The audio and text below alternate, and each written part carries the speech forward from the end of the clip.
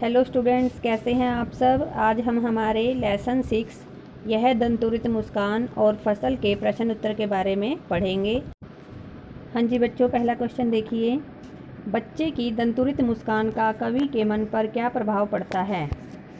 बच्चे की दंतुरित मुस्कान को देखकर कवि का मन प्रसन्नता से भर उठता है।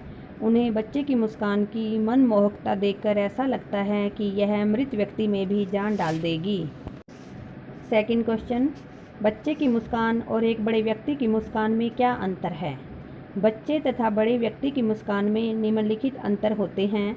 बच्चे की मुस्कान सरल और स्वाभाविक होती है, जबकि बड़ों की मुस्कान में बनावटीपन होता है।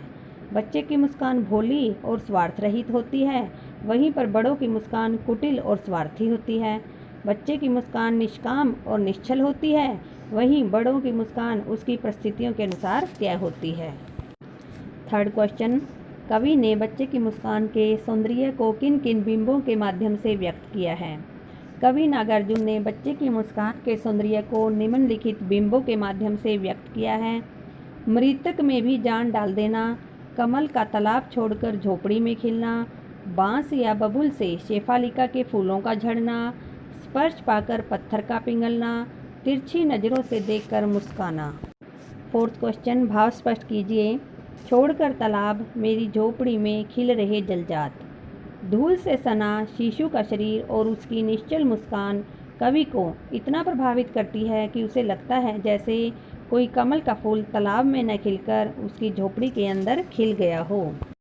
ख पाठ, छू गया तुमसे कि झरने लग पड़े शेफालिका के फूल, बांस था कि बबूल। इस पंक्ति का भाव यह है कि शिशु के स्पर्श मात्र से बबूल और बांस के पेड़ से शेफालिका के फूल झरने लगते हैं, यानी शिशु के स्पर्श में ऐसा जादू है कि कठोर प्रवृत्ति वाले व्यक्तियों का हृदय भी पिघल जाए और आनंद का संचार हो जाए।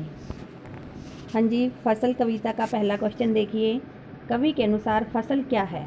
कवि के अनुसार फसल ढेर सारी नदियों के पानी का जादू, लाखों लोगों के हाथों के स्पर्श की गरिमा और भिन्न प्रकार की मिट्टी के गुण, सूर्य की किरणों और वायु की मंद गति का परिणाम है, यानी फसल मनुष्य और प्रकृति दोनों के मिलकर कार्य करने से उपजती है। सेकंड क्वेश्चन, कविता में फसल उपजाने के लिए आवश्यक तत्वों की बात कही गई है, वे आवश्यक तत्व कौन कौन से हैं। कविता में फसल उपजाने के लिए निम्नलिखित आवश्यक तत्वों की बात कही गई है। मनुष्य का परिश्रम, पानी, मिट्टी, धूप, हवा, इन सब के कारण ही फसल उगती है।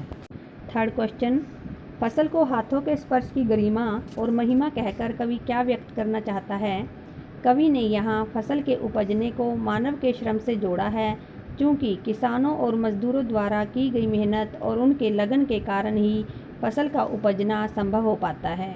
इसके बिना प्रकृति के तत्व की सार्थकता फसल उपजाने में व्यर्थ है। फोर्थ क्वेश्चन, भाव स्पष्ट कीजिए। रूपांतर है सूरज की किरणों का, सिमटा हुआ संकोच है हवा की थिरकन का।